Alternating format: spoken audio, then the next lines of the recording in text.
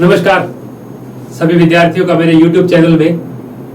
आज हम कोपर के भूस्नति सिद्धांत पर बात करेंगे। 1923 में प्रकाशित कोपर का यह सिद्धांत उनकी पुस्तक डर अडे में प्रकाशित किया गया और सिद्धांत की प्रमुख बात यह रही कि परतों के निर्माण में या वलित परतों की उत्पत्ति में यह सिद्धांत बड़ा महत्वपूर्ण रहा। क्या क्रोटोजन है इस सिद्धांत में, क्या ओरोजन है, अवसादीकरण की प्रक्रिया क्या है, अवतलीकरण क्या हो रहा है, रेंडकेटन क्या है, श्वासिनबर्ग क्या है, कुल 6 या 7 बिंदुओं पर यह सिद्धांत कार्य करता है। एक छोटी सी थ्योरी कि पर्वतों का निर्माण कैसे हुआ।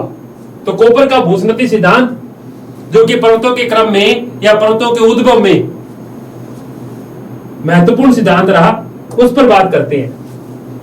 तो सबसे पहले इस सिद्धांत को भूस्नति सिद्धांत भी कहा जाता है। तो पहली बात, इस सिद्धांत को भूस्नति सिद्धांत कहते हैं।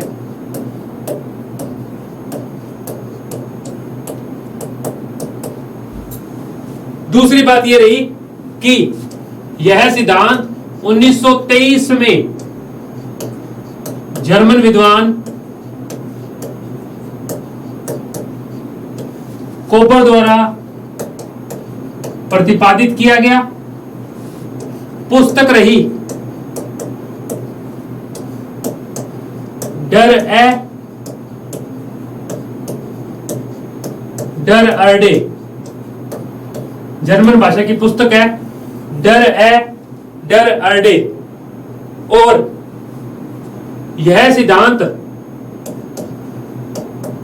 क्षैतिजीय संकुचन पर आधारित है। क्षैतिजीय संकुचन पर आधारित है और इस क्षैतिजीय संकुचन में या क्षैतिजीय संचरण के द्वारा, क्षैतिजीय संचरण के द्वारा दबाव की प्रक्रिया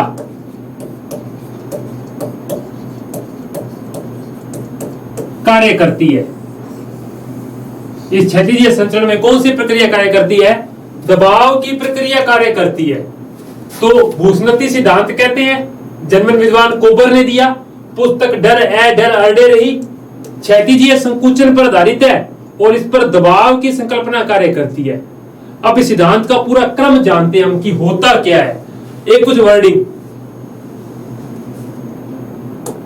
वर्डिंग्स है। इस सिद्धांत की एक्सप्लेनेशन क्या है उस पर बात करते हैं। इस सिद्धांत का मतलब था कि जो प्राचीन बड़े दृढ़ भूखंड है और भूस्नतियां हैं, उनके बीच में इस सिद्धांत ने संबंध स्थापित किया कि इन्हीं के माध्यम से पर्वतों का निर्माण हुआ। एक अच्छी बात यह सिद्धांत में कि जे.ए.स्टीयर्स ने इस सिद्धांत का समर्थन किया है। अब कोपर कहता है क्या है अपने सिद्धांत में? वो कहता है कि जिस जगह वर्तमान में पर्वत है वहां कभी भूस्नतियां हुआ करती थी।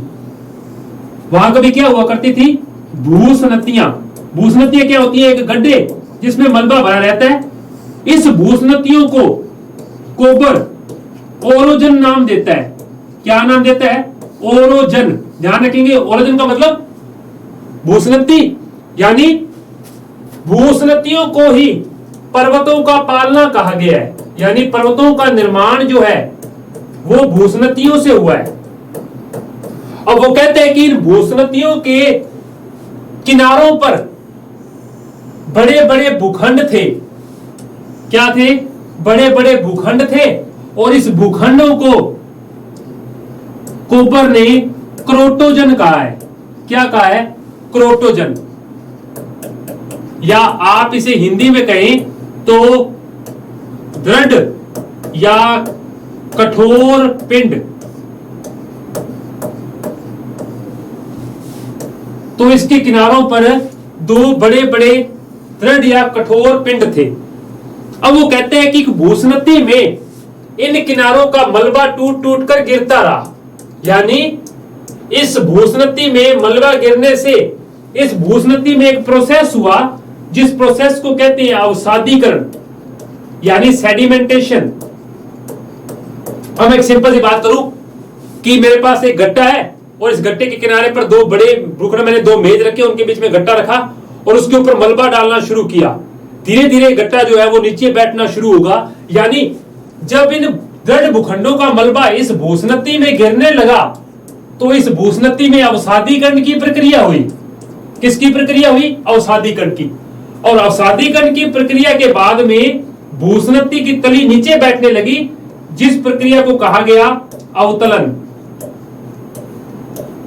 तो इस भूस्नती के नीचे बैठने से इसमें अवतलन की क्रिया हुई। अब जब अवतलन की क्रिया हुई तो दोनों किनारे पास आने शुरू हुए। जैसे जैसे आप गट्टे में मलबा भरते रहेंगे उसके दोनों किनारे पास आना शुरू होंगे। तो यही हुआ, जब इस भूस्नती में इनका मलबा गिरा, अवसादीकरण की क्रिया हुई जिससे तली नीचे बैठने लगी और तली नीचे बैठने से दोनों बड़े भूखंड एक दूसरे की तरफ खिसकने लगे। और जब ये खिसके तो इन भूखंडों को कोबर ने एक नया नाम दिया, इसको कहा अग्र प्रदेश। चलते हुए दृढ़ भूखंड अग्र प्रदेश कहलाए। क्या कहलाए? अग्र प्रदेश कहलाए। अब जब दोनों किनारे पास हुई, मलबे पर दबाव पड़ा, यानी वही हमने जो बात की पिछले बिंदु पर कि किस पर आधारित है? क्षैतिजीय संचरण पर। तो जब ये दोनों किनारे एक दूसरे के पास आएंगे तो बीच का मलबा क्या होगा? वलित होना शुरू होगा और वलित होकर वो क्या उठ गया? ऊपर उठ गया और उससे क्या बना? पर्वत बने। अब कोपर इस पर एक बात कहता है कि जब ये प्रोसेस बहुत तेजी से हो तो एक ही पर्वत बनता है। यानी जब दोनों दृढ़ भूखंड एक दूसरे की तरफ बड़ी तेजी से खिसके तो बीच का मलबा वलित होकर एक पर्वत बनता है। परंतु जब ये क्रिया बहुत धीरे धीरे हो तो किनारों पर पर्वत बनते हैं। यानी या तो पर्वत सिर्फ इस तरफ बनेगा और या पर्वत सिर्फ इस तरफ बनेगा। तो किनारों पर बनने वाले पर्वत जो है वो रैंडकेटन कहलाए, या पर्वतों को उसने रैंडकेटन ही नाम दिया है। पर्वतों को उसने रैंडकेटन कहा है।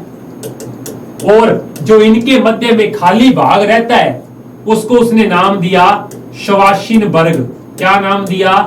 शवाशीन वर्ग नाम दिया, यानी बीच का पठारी भाग। इस सिद्धांत की आलोचना भी हुई। सामान्य रूप से वैगनर ने इस सिद्धांत की आलोचना की। उसने कहा कि हमेशा इस पर्वतों के निर्माण में एक भाग स्थिर रहता है। वैसे ये जो सिद्धांत है वो अल्पाइन काल के पर्वतों के निर्माण का बड़ा अच्छे तरीके से जानकारी देता है, उससे प्राचीन पर्वतों की जानकारी नहीं देता। और सामान्य रूप से वो पर्वत श्रृंखलाएं जो पूर्व से पश्चिम की ओर फैली हुई है, परंतु उत्तर से दक्षिण के पर्वत फैले होने के लिए ये सिद्धांत अपना जो विचार है वो सही ढंग से प्रस्तुत नहीं कर पाता। अब इस सिद्धांत में क्या है, जैसे आप सामान्य रूप से भारत के उत्तर में हिमालय और चाइना की तरफ कुनलुन को देखेंगे, उनके बीच में तिब्बत का पठार है। तो हुआ क्या कि जब दक्षिण भारत की प्लेट ने उत्तर की तरफ गति की तो बीच में जो भूस्नती थी जिसे हम टेथिस सागर कहते हैं उस पर दबाव का प्रोसेस शुरू हुआ। और इस टेथिस सागर में दबाव पड़ने के कारण चाइना की तरफ पर्वत बना कुनलुन और भारत की तरफ बना हिमालय, जिसे कि हम सामान्य तौर पर रैंडकेटन कह रहे हैं। परंतु इनके बीच में तिब्बत का पठार जो है वो वैसा का वैसा रहा, जिस पर इस वलन की प्रक्रिया का उतना प्रभाव नहीं पड़ा जितना पड़ना चाहिए था। तो उस मध्य भूखंड को या पठारी भाग को शवाशीन वर्ग नाम दिया गया। यह सिद्धांत था कोपर का। तो कोपर के सिद्धांत को एक बार फिर से समझते हैं कि होता क्या है कि इसे भूस्नती सिद्धांत 23 में जर्मन विद्वान ने पुस्तक डर अर्डे में दिया और क्षैतिजीय संचरण पर आधारित है। वो कहते हैं कि एक बहुत बड़ी भूस्नती होती है और इस भूस्नती के किनारों पर दो बड़े दृढ़ भूखंड है और इस भूस्नती में जब मलबा गिरता है अंदर तो इस प्रक्रिया को उसने अवसादीकरण या सेडिमेंटेशन नाम दिया। भूस्नतियों को उसने ओरोजन शब्द से कहा और जबकि इसके किनारे पर जो बड़े भूखंड है उनको क्रोटोजन कहा। फिर धीरे धीरे अवसादीकरण की क्रिया होने से उनकी तली नीचे बैठना शुरू हुई। तली के नीचे बैठने के साथ ही ऊपर से क्षैतिजीय संचरण शुरू हुआ। क्षैतिजीय संचरण से इनके मध्य दबाव पड़ा, दबाव से यह प्रक्रिया वलित होकर पर्वत बनी। परंतु जब दो दृढ़ भूखंड एक दूसरे की तरफ गति करने लगे उसे कोपर ने अग्र प्रदेश कहा और किनारे पर बनने वाले पर्वत रैंडकेटन और बीच का भाग शवाशीन वर्ग कहा। परंतु जब यह प्रोसेस बहुत तेजी से हो तब एक पर्वत बनता है, नहीं तो किनारे पर दो पर्वत बनते हैं, बीच का भाग अप्रभावित रहता है। अब ये कहता है कि पर्वतों का नीचे से ऊपर उठने का जो प्रोसेस है उसका कारण है प्लावनशीलता बल। तो ध्यान रखेंगे, पर्वतों के नीचे से ऊपर उठने का कारण कौन सा बल है? प्लावनशीलता बल है। ये भी हमें ध्यान रखेंगे। हिमालय कुनलुन के बीच में तिब्बत का पठार, एल्ब्रूस और जैग्रोस के बीच में ईरान का पठार, अनातोलिया का पठार दो पर्वतों के बीच में है, वो पोंटिक और टोरस के बीच में, ये सब जो है इसके प्रमुख रहे। आलोचना मैंने आपको बताई दी है कि ये सिर्फ अल्पाइन युग के पर्वतों का ही बताता है, इससे प्राचीन पर्वतों के बारे में नहीं बताता। और सामान्य रूप से इस सिद्धांत से पूर्व पश्चिम की ओर फैली हुई पर्वत श्रृंखलाएं ही मानी जाती है विश्व के अंदर।